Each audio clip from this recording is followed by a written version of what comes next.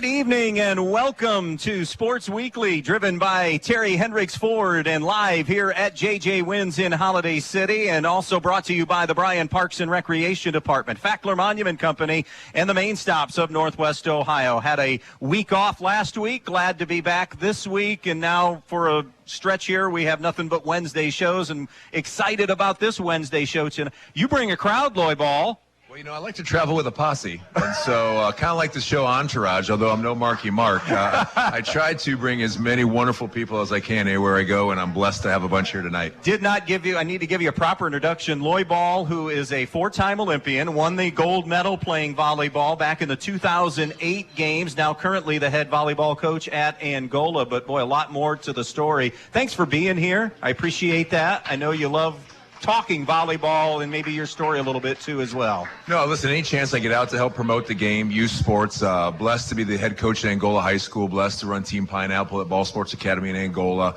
You know, since I retired in 2011, my main goal has been to honor my father, who tells me all the time, listen, you have so much to give back. And so if you can inspire young people to have the same kind of dream you had back in Woodburn, Indiana, back in the early 70s, then you're living right. Lloyd, take us back. Let's start at the beginning here. When did volleyball become a part of your life, and how did that happen? For those the who age don't of know. 4. Okay. At the age of 4, my father, much to my mother's dismay, took the cushions off the sofa and put them in the middle of the family room.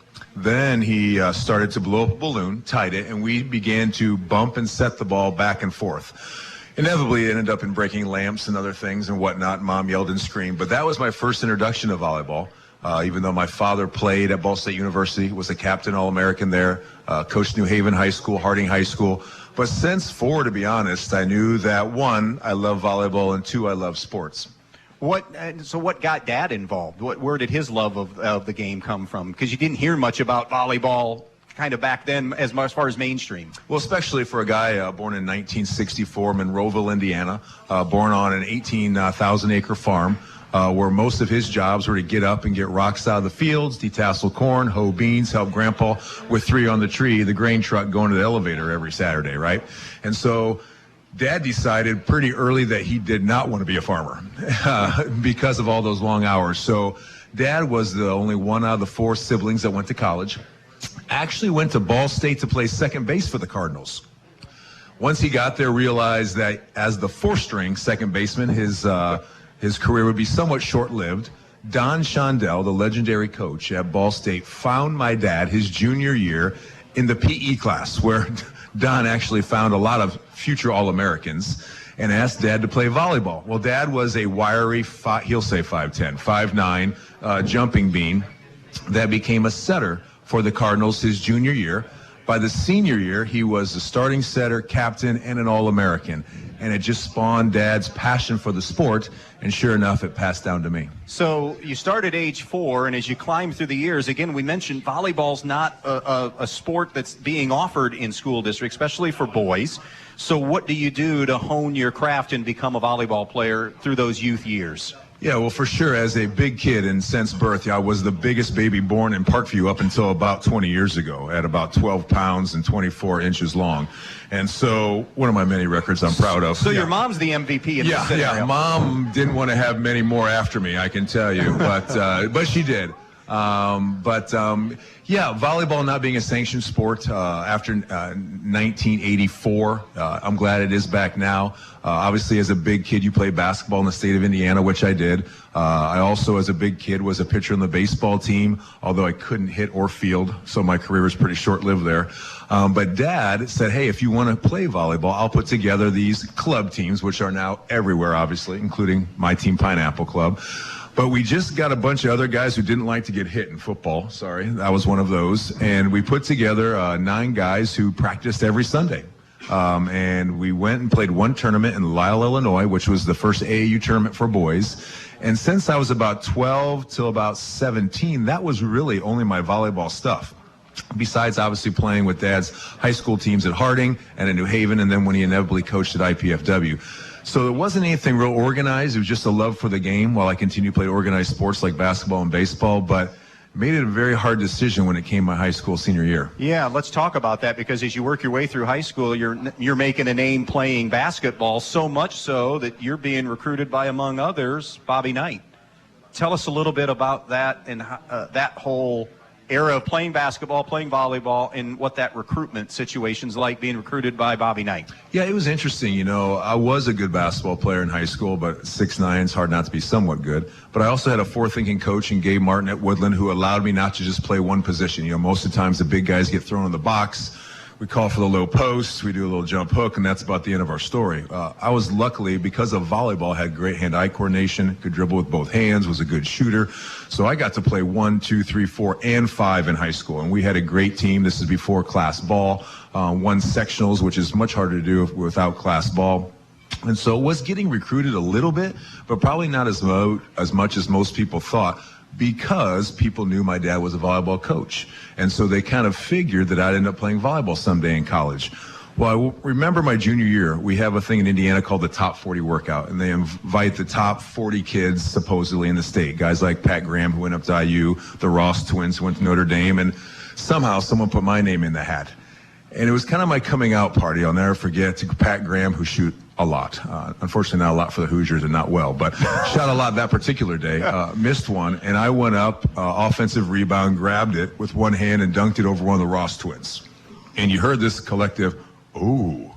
And from that moment on, people started asking me, hey, are you sure you don't want to play basketball? And I said, well, I never said I didn't want to play basketball. People just assumed I was going to play volleyball because of my dad. So my senior year, the recruiting really picked up, and blessed to be offered by schools like Michigan and Northwestern and Texas and Louisville, legendary coach Denny Crum. But obviously in Indiana, when Coach Knight shows up at your open gym, people start to pay attention. That senior year, I was lucky enough to be asked to play in the Indiana All-Star team with his son Pat, who became a very good friend of mine, along with other, Eric Montrose, Big Dog, all those kind of guys. And so even though I was on the second team, had a great showing. And so when Coach Knight came up, it was ironic. Obviously, more boys than normal showed up for open gym that night in Woodburn as the word got out. And so we're playing, and Coach Knight's up in the corner talking to Elmer Stroutman, our AD, and my dad. And to be honest, not really paying attention, in my opinion. Meanwhile, Coach Joby Wright, who was with him at the time, Ron Felling, who was with him at the time, we're kind of walking around, and I did my normal thing, made some 15-foot jump shots, had a couple drop steps and passed the ball here and there. I wasn't sure it was good or bad, but I really didn't think he cared. I felt like maybe somebody called in a favor and told Coach Knight to show up, and he'll send me a nice letter saying, good luck, young man. Well, sure enough, I got a call the next day from Coach Knight saying, we want you. Okay, well, this is a big wrench in the things of, here I have to decide what I'm going to do moving forward. I had a signing date scheduled for 3 weeks. One of my official visit to IU, where they fly the awesome plane up, has IU on the flight, just me and this wonderful young person serving me some Coca-Colas and ham sandwiches. I go down there. Obviously, they say, here's your class schedule. I say, I don't even know I'm going to study yet. And they go, here's your class schedule. Here's where you're going to live. I said, well, I'm going to live with Pat. And they go, oh, no, you're not going to live with Pat. Yeah, Pat was a good time guy. And so I said, okay, so basically already prepared for me. I'm guessing probably like a lot of the Ohio State football guys get and all that kind of stuff, something a guy from Woodburn never had before. So overwhelming, to say the least. So I came back, and it's the night before this big announcement that I have no idea what I'm going to say. And there were a few other schools that were allowing me to play both. USC and Stanford said, hey, we'll let you play both even though seasons overlap. SC I considered. Stanford, I wasn't the best student. Not a great option for me there. A little bit different there. Yeah, a little different. SC takes everybody, obviously, if you see their football team. But Stanford, a little tougher. And so, of course, my dad wanted me to play for him. But my dad didn't technically recruit me. Not that he couldn't, but I have been in that gym, the Gates Center, since it was erected. I mean, I know every player from Lauren Gebert, the first All-American in 1984. I mean, it's been my life. And so I go to bed that night. And before I do, Dad walks in. And he just goes, hey, you'd be an idiot not to play for Coach Knight. I go, okay. So I say my prayers, I go to bed, woke up the next morning knowing I was going to play volleyball. And knowing that I wanted to get my dad to his first ever Final Four. I knew that I wanted him to win his first MIVA. I knew that in basketball, while playing for Coach Knight would be a great honor, And I would have been on that 94 team, I think, that went to the Final Four with Damon Bailey, if I'm correct. I wasn't sure basketball had the longevity that I wanted, because I wanted to be a career athlete.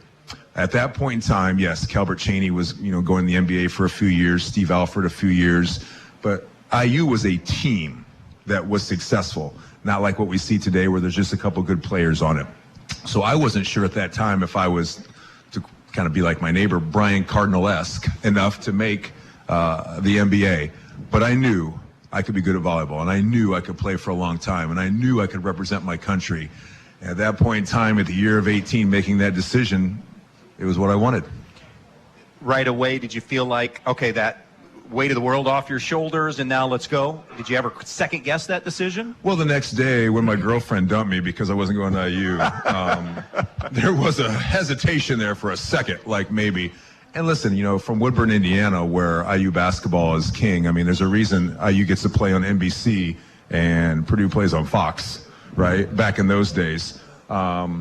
Yeah, a lot of people thought I made the wrong choice right away. Like, how could you do this? You're ruining your life. All those kind of things. That's why I ended up writing the book, Greatest Mistake I Never Made.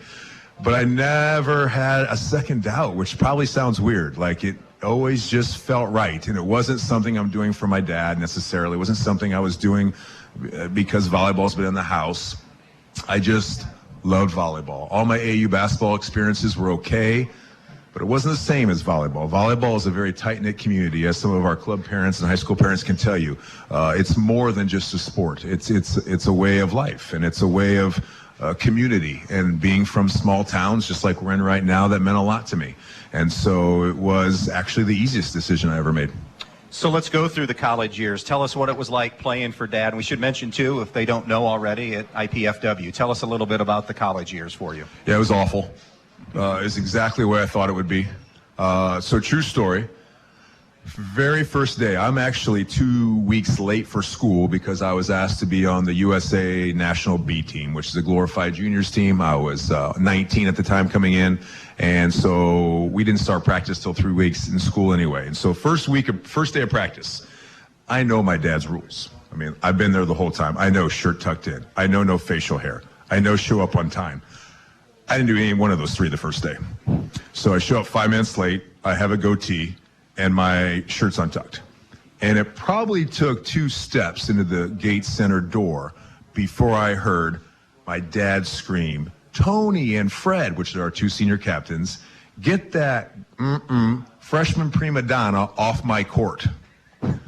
So here I have these 2 huge seniors, because even though I was 6'9", I only weighed about 195 my freshman year. So these 2 seniors drag me downstairs into the locker room, and they find some pink Bic razor, not new, and they shave this goatee off my face. No cream. Now I was going to say no shaving cream. No soap. And so I go back up, shirt tucked in, bloody chin, knowing Dad's not messing around. And so I never broke another rule from that day, but kind of like we've talked about with a lot of coaches, I know there's some coaches in here, it's the unfortunate thing that happens with us coaches. And if you ask my daughter, ask my son, we have to be harder on our own kids, okay? It's not fair. I tell my daughter that every day. And sometimes I know my wife doesn't like the way sometimes I get on her so much, but we have to make people see that if we're going to challenge our kids and hold our own children to this high standard, then how can we not everybody else? And most of the times, those coaches' kids figure it out and understand it. And just like I did one day, I tell my dad, thank you. You look back on those years, I got to believe as good a 4 years as you've ever had. As you look back now, knowing how special it was probably to play for Dad, right? Yeah, I mean, freshman year, at that point in time, Ball State, who was my dad's arch nemesis, true story, he would come home and scream at our Zenith TV while he's watching this, people already know beta anymore, like a VHS tape of the game, as they just beat him year in and year out and year in and year out. And so this freshman year, we beat Ball State in the regular season. Up to that point, IPFW had not won an MIVA, which is our conference championship. And so we go down to Ball State, and it's the finals. And it's the legendary Ball State and Don Shondell against his protege, Arnie Ball, and his son. Setting for Ball State is John Shondell, now the assistant coach at Purdue women's volleyball. So you got John Shondell and Don Shondell, Lloy Ball and Arnie Ball in this big match. And it goes 5 sets. And they do every time, every line judge cheats, and the announcer yells at my backswing, and anything else they can do to win. But we win 15-13 in the 5th set. We go to 15 for the very first conference championship to go to our very first Final Four. I remember, I'll try not to get emotional, I remember sprinting to the stands, and we had a huge crowd come down from Fort Wayne, and just hugging my mother and shaking probably somewhat violently as I'm crying, thinking, that's for Dad. For 33 times, we couldn't get it done. That was for Dad. And then we were lucky enough to go to Hawaii, which was where the Final Four was. We ended up beating Penn State for 3rd place, went to 2 more Final Fours, had a great college career, beating legendary teams like UCLA and USC. Really, in my opinion, obviously I'm biased, kind of the pinnacle of IPFW men's volleyball, putting us on the map. My beautiful wife can attest, because we were at school at the same time. I mean, 2,500 people. I mean, it was craziness down there. We were the best show in town. No offense to whatever CBA team we had at that point in time. But it was just an awesome, awesome 4-year experience. And while Dad was hard, he also made me the player I became. And kind of those lessons were hopefully things I took on with me. I know I did, on to the next level. You know, for a lot of people, we got to go to a quick break here. That's pretty good career to do all of that through college, but there's a little thing called the Olympics that we're going to dive into. You stick around? Always. All right, we're going to take our first break. Lloy Ball, 4-time Olympian and an Olympic gold medal. We're going to dive into that Olympic experience as we come back with Sports Weekly in just a moment. It's Thirsty Thursday at all the main stops in Northwest Ohio. What does that mean? It means that every Thursday, all day long, you will get any size fountain drink or any size coffee for only 79 cents. All day long, every Thursday, any size fountain drink, any size coffee or cappuccino. Stop in to your main stop and see everything they have to offer every day. Main stops, always there when you need us. I want to talk to you for the next 30 seconds about the place to go for your next vehicle. Terry Hendricks Ford on Stryker Street in Archbold. Whether it's a new vehicle for purchase, a lease vehicle, or perhaps a pre-owned vehicle, Terry Hendricks Ford on Stryker Street in Archbold is the place to turn. They also have this fantastic service department as well. Service after the sale. Terry Hendricks Ford, serving all of your vehicle needs in Northwest Ohio. Go to terryhendricksford.com. The Bryan Parks and Recreation Department would like to wish the Bryan Golden Bears good luck in tonight's game. The Bryan Parks and Rec offers a wide variety of classes for you during the entire year and an array of sporting events all year long. Check out what the Bryan Parks and Recreations Department has going on at bryanparksandrec.com or like them on Facebook. The Bryan Parks and Rec hopes to see you in one of the many parks that Bryan has to offer and enjoy the facilities. Questions about the classes or rental of one of their facilities, call 633-6030. When it comes to choosing a memorial that represents the lasting memories of a person's life, the Fackler Monument Company in Montpelier, Ohio can create exactly what you are looking for. Like an eagle soaring through the woods etched on a memorial. A bench that has Mom and Dad's names engraved into the granite to sit and reflect. A picture of the family farm etched on the stone. Or maybe your style is a memorial that has a split headstone with a vase in between for flowers. The Fackler Monument Company of Montpelier, Ohio, serving families in the tri-state area since 1924. Here's your updated B-Rock 100.9 forecast. Partly cloudy tonight with lows around 33. Northwesterly winds 8 to 15 miles per hour. A mix of clouds and sun tomorrow. Highs level off around 53. Cloudy skies expected tomorrow night. Lows dip down to about 36. Mainly sunny skies and calm Friday with daytime highs approaching 60. 63 Saturday. From the Weatherology Weather Center, I'm meteorologist Paul Trombley.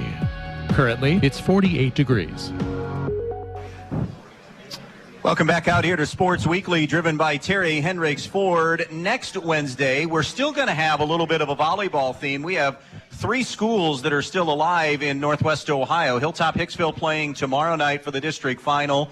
So one of those coaches, the winner, going to join us. Fairview playing tonight, actually right now, for a chance to go to the regional semifinals.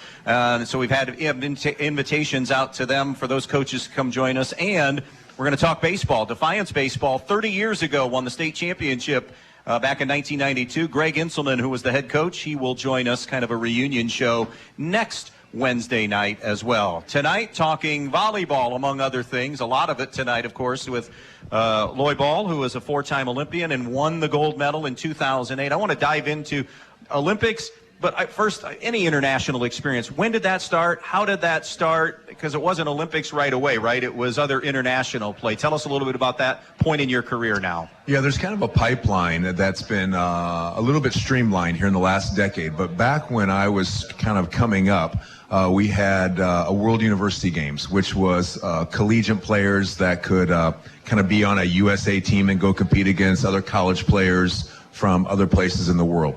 Likewise, there was an Olympic festival where high school players could kind of come and they'd represent the North, the East, the South part of the states, and they kind of play against each other. So all these kind of mini Olympic type events to kind of get young talent interested. For me, it kind of started, I was actually the youngest player to ever play an Olympic festival. I was 15, and the rest were all 17 and 18. Likewise, I was the youngest player ever to play on the national team. Scott Fortune, who ended up being a future teammate of mine in '96, was a Stanford grad, broke his leg, and they needed a player to go to Japan with the national team. But all the college players were playing, so they called me at Woodland at the age of 17, and I went to Japan to represent the national team. I was basically a glorified water boy, carrying everybody's bags. But the very last game in Osaka, in front of 20,000 Japanese fans, the USA team was not very good that year, and the Japanese team was very good, coming off a good finish at the Olympics. And so coach puts me in. And ironically, I go in for the starting setter, whose name was Rod Wild, ended up being my assistant coach in Atlanta. And as I come up with my paddle to go in there, coach looks at Rod and says, Lloyd's coming in. And Rod's like, well, what's Lloyd going to do? And coach's like, well, Lloyd's going to set for you. Rod goes, I didn't even know Lloyd set. So I was like, okay, that's great. So I'm going to go in there. And so we're losing. And so it's 13, I want to say, to 10. And back in those days, it wasn't rally scoring like now. You had to serve to score a point. I had a white ball, couldn't touch the net, all the old rules, right? And so I go, okay, how do I not screw up this first attempt? So I look over there, and there's Bob Staverlik, also a guy that ended up playing with a 96, won a gold medal in 88. I'm like, I'm going to set that guy, right? Well, of course, the entire Japanese team knew I was going to set that guy, too, because I'm a 17-year-old kid. So before I even let it go, all three blockers are out there. But it didn't really matter because I set the ball probably 20 feet past the antenna. Unhittable. So that was my first set, and of course they scored a point there. I said, okay, so now it's 10-14. I got one more chance here to make a great play. Okay, I'm going to set a quick set, which if you watch volleyball, when the girl or boy kind of comes in fast, it's a really short set right there in the middle. I'm like, no way I messed this ball up. Pass comes, it's perfect. A guy named Don Denninger from UCLA, I can't really remember all these names, comes up to hit this quick, and the ball goes through my hands. Literally catch the ball. And we lose 3-0. So as I'm getting back to the locker room and picking up all the older guys' towels, just kind of reminiscing about my first, very short-lived career with the USA national team. Luckily, it got better after that. But we played all these kind of USA Junior, USA B teams until you get out of college where they can try to put you on full-time. And that happened in 1994. As soon as we were done with the Final Four, I had not yet completed my education, which I had to go back and finish to get my degree in general studies from Indiana University. But they wanted me, so I wasn't going to stick around. Went out to San Diego, joined the Olympic team. Took me 3 weeks to get the starting position, and I held it for 10 years. What's that process like? Tell us about that. You hear stories about training and trying to become an Olympian. As a volleyball player, what's that process like? People have no idea. I can try to explain it, and I was blessed enough to later in my career, we were in San Diego first, then we moved to Colorado Springs Olympic Training Center, then I finished training in Anaheim with the team. Having seen the wrestlers, the swimmers, the cross country, the amount of time and effort these young people put on is unbelievable. We always tell our kids 4-7-52, to get good at something, whether it's piano, basketball, math, you have to put 4 hours in a day, 7 days a week for 2 weeks a year. But that's half of what these people are doing to try to be the best in the world. Swimmers are up at 4 a.m. They have bungee cords tied to their swimsuits as they swim across the pool and then try to spring back. Greco-Roman guys are in there in this room that smells the worst smell you could ever possibly do, doing pull-ups with 45-pound weights chained around their waists. Us volleyball players are practicing from 8 a.m. till noon, and then we get to have lunch, and then we have video, and then we come back and have to lift weights for 2 hours. Then we have video, then we have therapy, and you get up and do it again. It's relentless, and especially at the beginning, Like I said, when the rules were different and you could only score when you served, some matches would last 3 hours. And so if you weren't conditioned to last through that, you wouldn't win. Now, some of the training has taken a step back because with the rally scoring, most matches only last an hour and a half, probably no more than 2. So they've realized they can save on some of that physical and mental training they've been doing and keep the athletes a little bit more fresh. But every level changes, right? We got some young ladies going to play for our 10U team. Right over here, we got some young ladies who are going to play for our 12s, 13s, and 14s, and we want it to be fun, and we want them to train. But every year you play, the sacrifice increases. There's no way around it, and you have to be physically and mentally strong, and you have to love it. I always tell our kids, whether it be in high school, club, or any level, if you don't love it, it'll never stick. It doesn't matter what it is, and so I've loved it. I still love it. When I talk about it, I get goosebumps. And so hopefully I'll love it till the day I die, and hopefully I'll keep kind of inspiring young people to love it too. For those that don't know, don't remember, as you prepare for that first Olympic team in '96, where was the state of U.S. men's volleyball? And then I guess talk about the progression from there to finally the pinnacle in '08 and winning it. Yeah, I basically single-handedly almost blew it for the entire USA volleyball program. So in 1984, we win gold. In 88, we win gold. In 92, we win bronze. So then I roll in, 24-year-old punk, got some tattoos, got my ears pierced, have much more hair, curly back then, was proud at the time to be called the Dennis Rodman of volleyball. Go to 96 thinking, okay, well, I'll roll in here. We'll grab a medal. Me and Sarah and I will start getting married the next year. Let's go. Unfortunately, the other 11 teams there were pretty good, and they had the same idea, and so we got nothing. All those years of thinking it was so easy, because that's all I've seen us is win. Gold, bronze. I mean, I'll take any of those. That sounds fine. From Woodburn. Realizing then that I had so much more work to do. But motivated after 96. Only bad part is it was in our own country, in Atlanta. People ask me kind of my 3 favorite moments, and one of them was opening ceremonies. They had remade Jacobs Field where the Braves play, and we walked in right in front of the Dream Team. Pip and Gary Payton and Shaq and David Robinson and 110,000 people taking pictures, screaming what felt like just for me, a little guy from Woodburn. And knowing my parents were somewhere up in there watching and cheering, an awesome thing. And unfortunately, not a great showing by us. We ended up finishing 5th in that Olympics. Would have been really, really cool to win a medal in your home soil. Yeah, on home soil, but wasn't in the cards that time.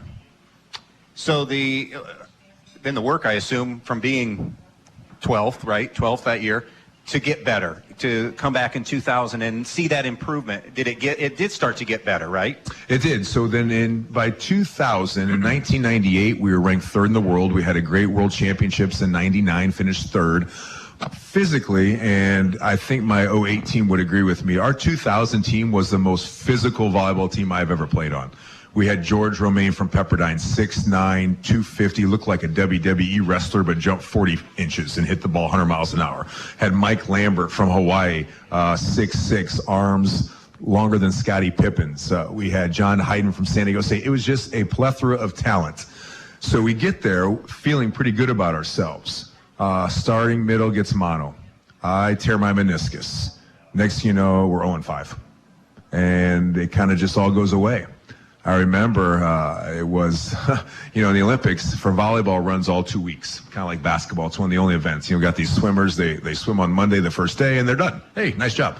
The rest of us have to be there for 2 more weeks training, hopefully get ready. But that week, because we didn't qualify for the medal rounds, we were done a week. And so Sarah and I actually went up north in Australia, where it was that year, did a little scuba diving, trying to get a little therapy on my knee before I had to have surgery. We went home and just kind of did some thinking about, hey, why aren't we winning? This is 2 Olympics. This is the USA team. Like, this is what we do. Is something I'm doing not right? And luckily, she always had the right answers and said, hey, you just got to work harder. Get your knee fixed. Go back. Do it again. So 4 more years, grinding, moving my family, practicing training every day, getting stronger, fixing the knee. And we go into Athens feeling real good about our team. Team is still good. It's strong. I think at that time we're ranked 4th in the world, and actually get to the medal rounds and play well. Unfortunately, that year, Brazil was just hands down better than everybody, and we ran into, in the bronze medal match, a team of Russians with 7 guys who were over 7 foot. Yeah, I mean, it was ridiculous. And so the net got really small in a hurry that day. So ended up getting 4th, which in any event is literally, or any tournament, literally the worst thing you can finish is 4th. Like, there's no medal for 4th. There's no plaque that says, nice job. You just get to walk off while the other 3 teams get awards. And so it was painful, but also like, well, maybe that's the best finish Lloy Ball gets. Because in 3 Olympics, there's one common factor of not winning a gold medal. I was the only player on all 3.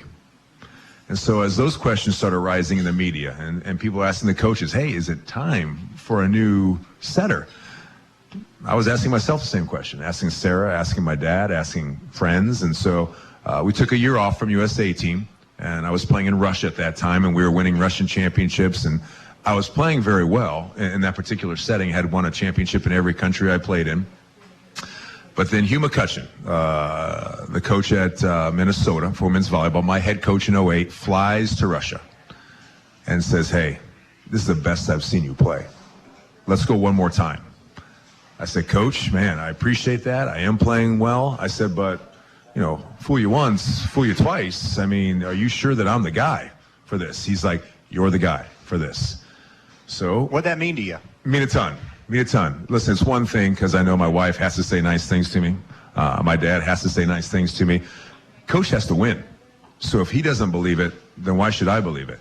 And so probably the hardest I've trained ever in those 2 years, and the most confident I've ever been. And sure enough, we roll into Beijing. And one of the great things people don't know about this is that Hugh, I've been the captain for 10 years, and that was the only Olympics I was not captain. Hugh said, Lloyd, let me do you a favor. He's like, you have to be at every press conference. You have to do every interview. You have to do every scouting report. You have to do everything as captain, and yet you also have the hardest position on our team as setting. You have to give Clay Stanley a ball 1 inch higher, and Riley Salmon a one inch ball lower, and you have to run this whole offense. How about I let someone else do the interviews and someone else talk to TV, and you just set the USA team? I was like, well, I guess I never thought about it because I've always had the C on my shoulder. I was like, should I be insulted? Have I not done a good job? He's like, no. I said, you're well-spoken, you love Team USA, you do all those things, but I feel like this team needs you more 100% here than it needs you over there. So we made Tom Hoff, who was our 3rd middle captain. I did not have the C on my chest for that Olympics, and it was the best I've ever played. And I just think doing what I needed to do without some of the extracurriculars that comes with some of these jobs. I mean, I know we bash on all these NBA and NFL guys who have to do this and have to give it. It's brutal while you're still trying to compete and still trying to be successful. And at the age of 36 with 2 kids and, you know, married, all that kind of stuff, all my team needed was just Lloy Ball the setter. Not Lloy Ball the public figure, not Lloy Ball the public speaker, just Lloy Ball the setter.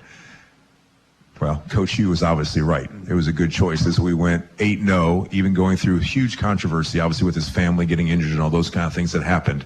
And so, yeah, you just never know, I guess. Sometimes a coach has a better idea, and it was definitely one that panned out in 08. Walk us through 2008, because as we sit here, not everybody gets to hear the story about somebody winning a gold medal right here in our backyard. I mean, not doing it in our backyard, but from our backyard here in Woodburn. What was that run like? And then what was it like to be a little bit higher than everybody else, to hear the national anthem, everything? Walk us through all of that, if you would. Well, to be honest, it was a whirlwind of emotion. It almost didn't happen. So I don't know how many people know this story, but a day before opening ceremonies, our coach, Hugh McCutcheon, his wife, Wiz Bachman, who was a former USA player, her and her parents were in Tiananmen Square, and they were attacked at knife point. And both parents were stabbed and taken to the hospital. And so we're at practice, finishing up right before the Dream Team comes in, Kobe and his boys, and we see our coach Hugh run out of the gymnasium. And we're like, what's going on? And all of a sudden, our police escorts come in and say, hey, we can't have you leave right now. And so eventually here someone comes and talks to us saying that, hey, Hugh's family has been attacked. And sure enough, his father-in-law passed during that. And luckily the mother recovered. But for the first 5 matches of 08, we did not have our head coach. He was, of course, as he should be, taking care of his family, trying to get them to safety. At that time, President Bush flew over private planes and his own private doctors to try to help the Bachman family. The tragedy was put away as a crazy guy who and the gentleman then actually jumped off the tower and killed himself. Terrible story, but just that's how my Olympics started in 08. And so we're going in here, my last run at 36, one of the favorite teams, without a head coach. And so I remember we got up 2-0 in the first match against Venezuela, and we're playing pretty well. And we're an older group, and so we can handle some of this controversy. And I pull my calf, beginning of the third. And everybody, of course, is like, oh gosh, old man Ball just hurt himself again at 36. So I come off, but we're up 2-0. I feel good about it. We don't play for 2 more days. Well, then we lose the third. And we lose the fourth, and I'm like, all right, tape it up. So I literally rub as much Bengay as possible on it, wrap it in ace bandage, go out, limp around, and before the 5th set started, I said, hey, I'm going to need you to pass every ball perfectly, and we're going to have to put this thing together because we're not losing the first game of the Olympics without our head coach. And we beat Argentina, start getting our rhythm back, even without Hugh, and each match we just got better and better. And it was a seasoned team, undersized. We were the smallest and the oldest team in 08. And we still won a gold medal. We got through our pool play okay. Of course, always the toughest quarterfinals. We have to play Serbia, ex-Yugoslavia, who won bronze in Atlanta.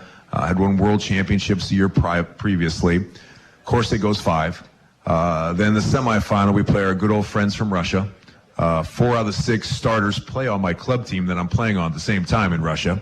So while you think that'd be friendly, it was not. And so we knew everything about each other. And sure enough, it goes to 5th set, 11-11, and we pull it out 15-13. And then waiting for us is the world champions Brazil, who's been the #1 team for the decade. And I can tell you, there is not a team I hate more than Brazil. Not because they're good. They're conceited. They're overrated. They're too well funded and a bunch of other things. And we were the only team that had success for them.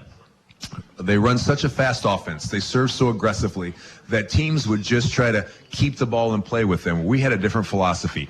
We're going to serve as hard as possible. If we miss it, we don't care because they don't get an offensive rhythm if they don't get to get the serve receive.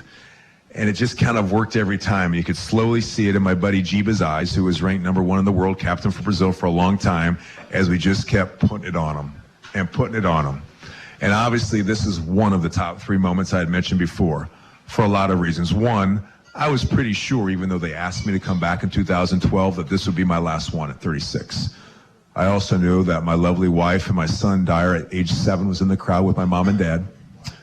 I also knew that for 14 years, I've been trying to do this thing that I started at the age of 4. And to say that was not a weight off the shoulder.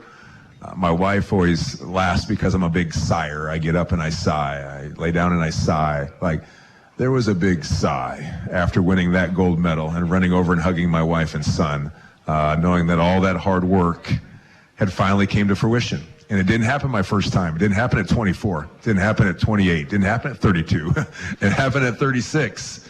And so just like today, I was down at East Noble talking to some kids. The perseverance, determination is something that we need to instill in our young people because it just doesn't show up on your plate the way they think it does. And so, are you looking back? Are you glad you won it when you did and how it unfolded? Oh, for sure. I think if I would have won at 24 in Atlanta, I hope we still would have got married, and I hope I would have controlled myself, and I hope that there's no guarantee. Yeah, it sounds like. I wouldn't. Yeah, I mean, I have a feeling I'd have been kind of a jerk after that, and she may not want anything to do with me. I mean, I know some people get success at the right times, and as a kid from 1,500 people, Woodburn, Indiana, who all of a sudden is a gold medalist, I'm not sure I was mature enough to handle that moment, or at least I think the good Lord knew better than I did. Let's let this guy wait a little bit. Although I would have liked to win the next one. I mean, I would have felt pretty good at 28 about it. But no, it was a long journey, but a great one. You mentioned sharing it with your family, and that's so special. But to know that USA is across your chest, and like we said earlier, you always hear those stories about being a little bit bigger than everybody else on that podium and hearing our national anthem. I mean, do you still kind of think about that moment even today? So that's my third moment. Yeah. Glad you brought it up. So when I got the medal put around my neck, Bob Stavertlik, who was a member of the IOC, International Olympic Committee, who was my teammate in &96, who was the first guy I set in Japan, 20 feet too wide, was the guy who put it around my neck. Oh. And I had promised my grandmother, who had passed 2 years prior to that, because my grandfather is buried in Arlington, World War II vet. My brother-in-law, West Point grad, will also be buried in Arlington. I didn't serve in the military, and our family has so many wonderful military servicemen and women in it. But wearing USA was all I could do to represent my country, and I did it with great pride. And I promised my grandma before she passed that I would never, whenever I would hear that national anthem, I would sing as loud as I possibly could. And there is still a commentator on NBC, if you go back and watch, that comments how loud Lloy Ball is singing the national anthem on that stand. And it means a lot to me, yeah. Where do you go from there, too? I mean, now you've won the gold. Where do you go? What's next? I mean, you come back, but I got to go back to Olympics. You hear so many stories about all these Olympic venues. What was it like as an Olympian in all? Did you have a favorite venue? Did you have a least favorite venue in all your years going to Olympics? Yeah, each was a little different. You know, in '96, we had the bombing in Atlanta. And so once that happened, it was on lockdown. And even though Sarah, who was a fiance at the time, my family was down there staying about 50 miles outside of Atlanta, didn't get a chance to see much of them after that. We were on lockdown. Sydney was beautiful, but we just stunk so bad that it left a kind of a stale taste in my mouth, minus the little vacation her and I got together. Athens, and I ended up playing in Greece for 2 years, was awesome because it's one of the birthplaces of the Olympic Games. And the facilities were awesome. We played at Peace and Freedom Stadium right on the Adriatic Sea. I mean, it was unbelievable. Only thing bad about that, it was relatively soon, you know, after some terrorist attacks and stuff like that, so we had to have a little bit more protection and stuff like that. But to be honest, we don't spend a lot of time, you know. Like I mentioned before, a lot of these events get done earlier if we're in it to win it.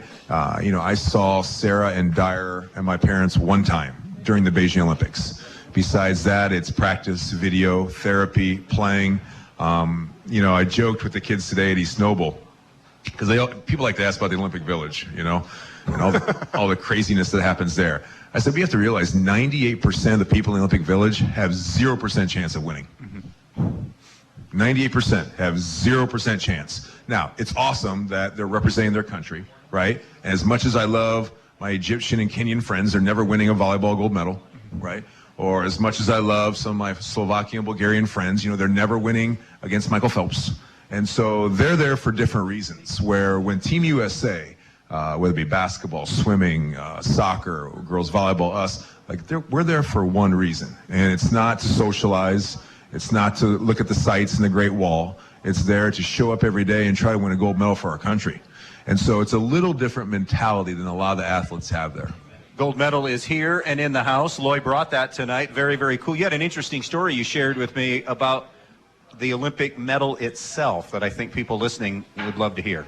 Well, if people kind of remember, and the Olympics were around, you know, hundreds and thousands of years ago, but back then it was more, and I say coaches would have people, you know, run the marathon or do the rock throwing or javelin, but the athletes received nothing except a laurel wreath around their head, while the coaches got paid in gold. Over 120 years ago, when the modern day Olympics started and they started giving out gold medals to the first three places, it changed, where the coaches received nothing from the Olympics, not even the medal. Only the players do, only the athletes do. And so when you look at any medal since the beginning of giving out medals, it all has the exact same on the back. And people always think, especially on mine, if you're looking, that this is actually the back. They always think it's the front because it's all gold, right? But the back has Athena, the Greek goddess of war, on it, and it also has an Olympic Stadium, which people think is the Olympic Stadium in Athens. It's actually the one in Olympia, Greece, which is further north, which is where the original games were. So that has been on the back of every medal, gold, silver, and bronze. Then the front is dictated, as well as the size. If you remember, like 2012 Rio, they looked huge, but they were super thin. In fact, I think some broke. And so the size in the front then is dictated by the host country. I kind of shared with you earlier, you know, when Bob put that around my neck in this front showing, I was ticked. I was upset. I was like, I wait all this time, 4 Olympics, and I get the one with plastic on the front. Because if you look at this, it has this white ring around it, and I'm like, unbelievable. I get the cheap one, right? Bought at the Dollar Tree. And so, of course, it took a couple minutes, and someone come up and goes, well, it's not plastic, Lloy. It's actually white jade, which is the rarest form of jade, only mined in China. The silver medals had like a copper tone jade, and then the bronze one had the green jade, which most of us had seen before. And so just a little factoid, but luckily it's not plastic, and you know, it's really only worth about $1,200 as far as the minerals in it, but obviously it's priceless. Absolutely. So you get back from the Olympics. From there to what's next on your plate when you come back? What was your plan? What was the plan when you came home? Make money. Yeah. Yeah, you know, people think that if you win a gold medal, that somehow that is some huge payday, and it's not. So the USOC, which is the Olympic Governing Committee, hope they don't write me a nasty email after this, but have Operation... They're big listeners. Yeah, so Operation Gold, right? Operation Gold. You got to win it for Operation Gold. Well, Operation Gold, if you win a gold medal, you get $25,000, okay? Costs $21,000 to get my whole family to China and back. Okay, so that money was pretty much spent. You know, I made Sarah and the kids eat at Chinese Hooters over there, so we couldn't afford... Hey, she's shaking her head. True story. Couldn't afford real food. Likewise, we are not paid to play for USA Volleyball. We are giving a stipend. And so depending on where we are, we get enough money to cover that. If my family comes out, we can rent a place or stay in a condo, but there's no extra. Okay, really the only people who maybe financially get a windfall would be like a Phelps, because if you win 14 medals at 25 grand a piece, that's a little bit more, right? But even though, because he doesn't have a professional league to play in or swim in or stuff like that, that money doesn't last very long. And the endorsements, unless you're, God rest his soul, Kobe Bryant, aren't very big. And so I had to play overseas, as I mentioned before. Blessed enough that there's no professional league, unfortunately, in the States as of yet, but played 16 years professionally overseas. And so after 2008, I went back for 3 more seasons in Russia, where I played for 6 seasons and played. And luckily made enough money to support my family and start my business endeavors here and stuff like that. So what led you back home? I mean, I know it's not necessarily Woodburn, but in tri-state area, Northeast Indiana. What led you back here? Sarah and I always said that if we have children, we want them to be around their family.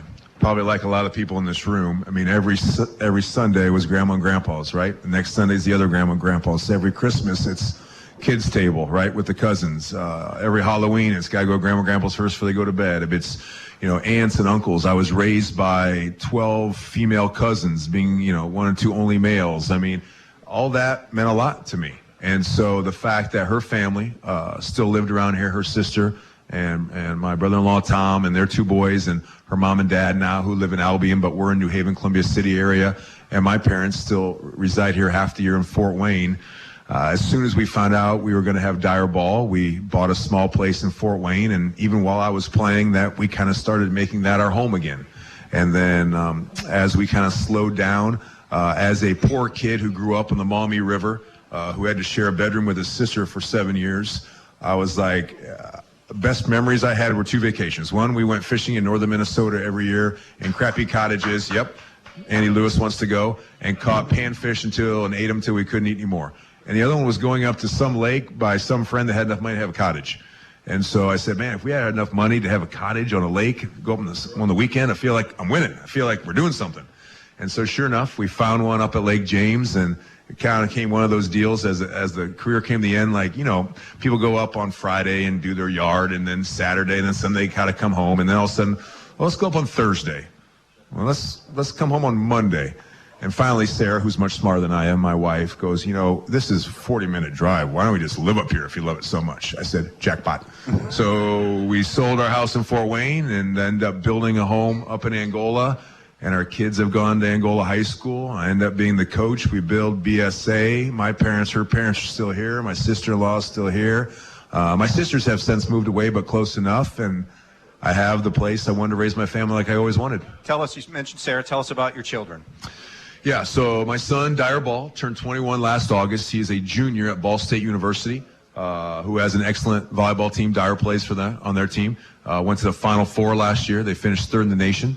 In fact, we are driving over to Columbus this Saturday to watch. Dyer is now the starting opposite player for the Ball State Cardinals. He is left-handed, 6'7", with a 38-inch vertical. Probably the best athlete of our family, minus my wife, who was an all-state high jumper. Plug for her. Okay. Yeah. I got you booked for next Wednesday, right? Next Wednesday. We'll talk about that. Like his father and mother, he's doing okay in college. He's figuring it out and getting good enough grades to stay eligible, keep a scholarship, and we couldn't be more proud. Next summer, he'll go down to IMG in Florida, do an internship there because he's studying sports management. And knowing him, he'll probably end up marrying a wonderful Angola girl and running BSA because he loves the area. My daughter is the complete opposite, who had told us that she will only go to school in Florida. So her recruiting tapes did not make it anywhere that did not have a Florida zip code. Blessed enough that University of Central Florida offered her a full ride to play volleyball. So she'll be attending there. When she finishes up, she's a junior at Angola right now, 6'2", not quite the jumper. But as my dad always told me, I'll never forget, first date I ever had, girl named Jill Rohrbacher, sorry honey, whose dad was our principal, who's a big football guy, played football at Purdue. Brought Jill home, went and introduced her, first date we ever been on, and Dad looks at her and goes, nope. And I go, nope. He's like, how tall is you? 5'4"? And Jill starts crying, and I'm like, Dad, what are you doing? But I did not go out with her. Yeah. And so I found the prettiest, tallest, most athletic girl around, and her name was Sarah Weinbrenner. And so, Dad said, sold. Jackpot.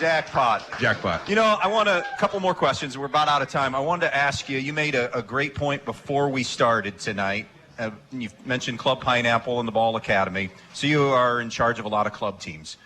But it's also, you find it very important for athletes that shouldn't be their number one sport, and also to be a multi-sport athlete. Talk a little bit about that. It was the biggest thing I had to convince our basketball coaches at Angola when I first got there, right? Because obviously a lot of times basketball and volleyball girls play the same sport, and they were all worried about, well, they're going to play club and you're not going to let them do this. And I said, listen, as a guy who played 3 sports all through high school, I understand the importance of the cross-training effect on that. And I understand that our kids aren't made to play one sport all the time. They play too much now. And so at Team Pineapple, when a girl makes the team, we have the meeting. And I force coaches and parents to listen more than one time to me say it. School is first. If she's playing school ball, doesn't have to come to practice. Doesn't have to come to the match. Okay? If she can, that's great. There's no penalty. There's no nothing. School ball comes first. Church comes first. If she has confirmation class on Wednesday, don't come to practice. Go to confirmation class, okay? If something happens in your family, that comes first, okay? Club ball is a secondary thing that we would love to have them as much as they can be there when they're healthy, when they're in a good headspace, and then we'll do our best to make them better at that sport, but not at the price of high school sports, not at the price of their faith, and not the price of their family.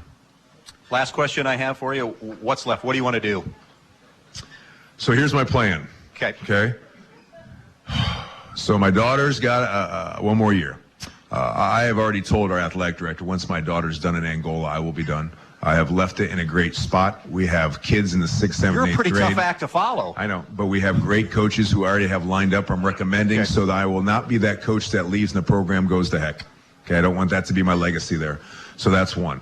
2, we intend to spend the fall in Florida to watch our daughter play. Her season will be October through December, which now not coaching high school doesn't affect the fact that, I know this is backwards, everybody, that I will spend December through July in Indiana, right, running BSA and Team Pineapple and continue to do stuff with that program. And so, and eventually beat Steve Lamerson in golf, if possible. Yeah. Well, see, he It's doesn't not have gonna happen. No, because he doesn't Not have gonna really happen, have a yeah. job, so he's always on the course. That's pretty much what. Yeah. So, you mentioned you spoke to some kids at East Noble today. We have some kids here in our audience. We have some kids listening, maybe with mom and dad or parents. What would be a message to them if they are involved? Obviously in volleyball first and foremost, because that's one of your areas of expertise, but any sport, what would you tell them? Yeah, I'll try to put it in 2 minutes here. So when these kids are born, most of the times they get a bank account, and grandma and grandpa start putting saving bonds in there, or start putting money away from education, right? 529s that they got now, or I don't know if kids go on backpacking trips or new cars at 16, whatever it may be. I tell them it's no different that if you want to be good at the piano, if you want to be good at algebra, if you want to be good at volleyball, okay, you also have a bank account that we call the rep bank. So every time you play Beethoven's Fifth Symphony perfectly, you put that rep in that bank. Every time you pass a volleyball perfectly, you put it in the bank. Set the ball in the bank. Serve the ball in the bank. Dig the ball in the bank. Only good reps. But you keep filling up that rep bank, we call it, repetition bank. And I ask the kids, when do you think you're going to make a withdrawal from that account? And they take a second and they go, game day? I said, game day. I said, what happens if number 6 across the net from you has more reps in her account than you? What happens? They think about it. We lose, you lose. I said, there's really only one way to be successful and get better at something, and that's practicing it. Kids say they want to do it, and they sometimes clock in and clock out, but you have to take every good rep in whatever you want to be good at, algebra equations to music to sports, and put it in that account and wait to pull it out on game day. People ask me all the time, were you nervous? Game point in 2008 for the gold medal? I said, nervous. I said, you want to know about bank accounts? I probably have 1,000 bank accounts with 1 billion reps in each of them. There's nothing to be nervous about. So that's what I would tell kids, whether it be preparing for a test, doing whatever sports you want to do, continue to put reps in that bank account so on that game day, on that test day, you can take them out with no fear, knowing you're going to be successful.